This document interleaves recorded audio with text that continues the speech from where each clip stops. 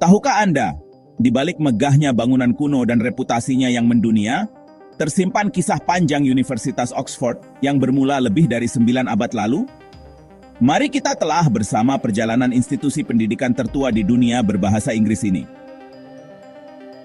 Universitas Oxford, sebuah nama yang begitu akrab di telinga, nyatanya telah berdiri kokoh sebagai pusat ilmu pengetahuan dan inovasi selama lebih dari 900 tahun. Bayangkan saja, sistem kolegialnya yang unik, dengan berbagai kolese yang bagaikan negara kecil di dalam universitas, telah menjadi ciri khas yang membedakannya dari banyak institusi lain di seluruh dunia. Struktur inilah yang melahirkan lingkungan akademik yang kaya dan beragam, tempat di mana para pemikir, pemimpin, dan inovator dari berbagai generasi ditempa. Namun, tahukah Anda kapan tepatnya Oxford didirikan? Sayangnya, tanggal pastinya masih menjadi misteri. Meskipun catatan menunjukkan adanya pengajaran di Oxford sejak tahun 1096, kapan tepatnya ia menjelma menjadi sebuah universitas formal masih belum jelas. Bahkan ada cerita dari abad ke-14 yang menyebutkan bahwa universitas ini didirikan pada abad ke-10 oleh Raja Alfred yang Agung. Namun kisah ini tidak memiliki bukti sejarah yang kuat. Perkembangan Oxford mulai pesat pada tahun 1167. Saat itu, Raja Henry Teguat melarang para pelajar Inggris untuk menimba ilmu di Universitas Paris akibat perselisihan dengan Thomas Becket. Alhasil, banyak cendekiawan Inggris kembali ke Oxford, yang secara signifikan meningkatkan jumlah dan reputasi institusi yang sedang tumbuh ini. Pada tahun 1188, seorang sejarawan bernama Gerald dari Wales memberikan kuliah kepada para sarjana di sana, menandakan bahwa komunitas akademik yang kuat telah terbentuk. Sekitar tahun 1190, seorang sarjana dari Friesland bernama Emo menjadi mahasiswa asing pertama yang tercatat tiba di Oxford, mengawali tradisi hubungan ilmiah internasional universitas ini. Jabatan kepala universitas dengan gelar kanselir sudah ada paling lambat tahun 1201 dan para pengajar diakui sebagai universitas atau korporasi pada tahun 1231. Kita bisa melihat bagaimana model organisasi Universitas Paris memberikan pengaruh besar pada perkembangan awal Oxford, terutama dalam pembentukan fakultas dan struktur akademiknya. Pada tahun 1248, di bawah pemerintahan Raja Henry III, Universitas Oxford menerima piagam kerajaan. Piagam ini memberikan pengakuan resmi dan menetapkan hak-hak tertentu bagi universitas. Sebelumnya, pada tahun 1209, perselisihan antara mahasiswa dan warga kota Oxford menyebabkan beberapa akademisi melarikan diri ke Cambridge. Tempat mereka kemudian mendirikan Universitas Cambridge. Peristiwa ini menjadi awal dari persaingan akademik yang melegenda antara kedua universitas tersebut. Di pertengahan abad ke-12, para dermawan mulai mendirikan kolese sebagai komunitas ilmiah yang mandiri. Kolese-kolese awal ini menyediakan tempat tinggal dan bimbingan akademik bagi para mahasiswa. Kolese tertua adalah University College, yang didirikan pada tahun 1249 oleh William dari Durham. Balliol College didirikan pada tahun 1263 oleh John Balliol, ayah dari Raja Skotlandia di masa depan. Dan Merton College didirikan oleh Walter de Merton, yang peraturan-peraturannya menjadi contoh bagi pendirian kolej lain di Oxford dan Cambridge. Sistem kolegial inilah yang kemudian menjadi ciri khas Universitas Oxford. Pada masa-masa awal, mahasiswa dikelompokkan berdasarkan asal geografis menjadi dua bangsa, utara dan selatan, dan berbagai ordo keagamaan juga mendirikan asrama untuk mahasiswa mereka. Pada abad ke-15, upaya untuk mendirikan universitas saingan di Stamford berhasil digagalkan oleh Oxford dan Cambridge, yang mempertahankan dominasi atas pendidikan universitas di Inggris hingga tahun 1820. Pengaruh Renaissance mencapai Oxford pada akhir abad ke-15, membawa ilmu pengetahuan baru dan memengaruhi metode pengajaran.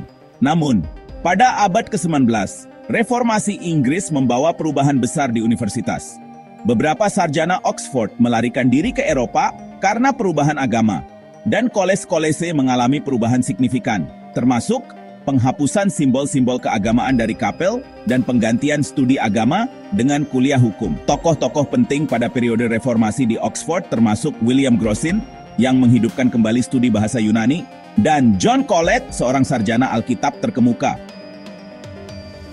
Pada tahun 1636, Kanselir William Laud mengkodifikasi statuta universitas, yang sebagian besar mengatur universitas hingga pertengahan abad ke-19. Laud juga mengamankan hak-hak istimewa untuk Oxford University Press dan berkontribusi pada pengembangan perpustakaan Bodleian. Selama Perang Saudara Inggris, dari tahun 1642 hingga 1649, Oxford menjadi pusat bagi pihak royalis, dan Raja Charles II mengadakan parlemen tandingan di sana. Pada tahun 1650-an, Wadham College menjadi pusat bagi para ilmuwan eksperimental, termasuk tokoh-tokoh seperti Sir Christopher Wren, Robert Boyle, dan Robert Hooke. Para ilmuwan ini membentuk Oxford Philosophical Club yang merupakan cikal bakal Royal Society. Periode ini menandai perkembangan signifikan ilmu pengetahuan di universitas dan kontribusinya pada revolusi ilmiah. Tokoh ilmiah terkemuka lainnya yang terkait dengan Oxford pada masa ini adalah Edmund Halley, seorang profesor geometri yang terkenal karena memprediksi kembalinya komet yang dinamai menurut namanya.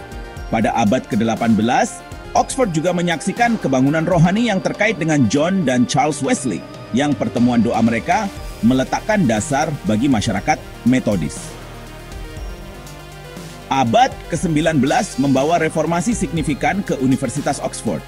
Statuta ditinjau kembali pada tahun 1827. Ujian masuk tertulis diperkenalkan, dan toleransi yang lebih besar diberikan kepada perbedaan agama. Kurikulum juga diperluas untuk mencakup ilmu pengetahuan dan kedokteran. Langkah-langkah ini bertujuan untuk memodernisasi universitas dan membuatnya lebih inklusif. Penerimaan perempuan ke Universitas Oxford adalah sebuah perjalanan yang bertahap. Pada tahun 1875, perempuan pertama kali diizinkan mengikuti ujian pada tingkat sarjana. Asosiasi Pendidikan Perempuan dibentuk pada tahun 1878 yang mengarah pada pendirian Kolese Perempuan pertama, Lady Margaret Hall, pada tahun 1878 dan Somerville College pada tahun 1879. Tokoh-tokoh kunci dalam gerakan ini termasuk George Granville Bradley, T.H. Green, dan Edward Stuart Talbot. Akhirnya, pada tahun 1920, perempuan memenuhi syarat untuk menjadi anggota penuh universitas dan berhak menerima gelar. Selama abad ke-20 dan awal abad ke-21, Universitas Oxford mengembangkan kemampuan penelitian yang signifikan dalam ilmu alam dan terapan, termasuk kedokteran. Universitas ini menjadi pusat internasional untuk pembelajaran dan perdebatan intelektual. Bahkan, baru-baru ini, Universitas Oxford memainkan peran sentral dalam mengembangkan vaksin COVID-19 dan mengidentifikasi pengobatan, menunjukkan dampaknya yang berkelanjutan di tingkat global. Sungguh menarik bahwa model pendanaan Universitas Oxford melalui sistem wakaf atau endowment diyakini terinspirasi oleh sistem wakaf Islam pada abad pertengahan.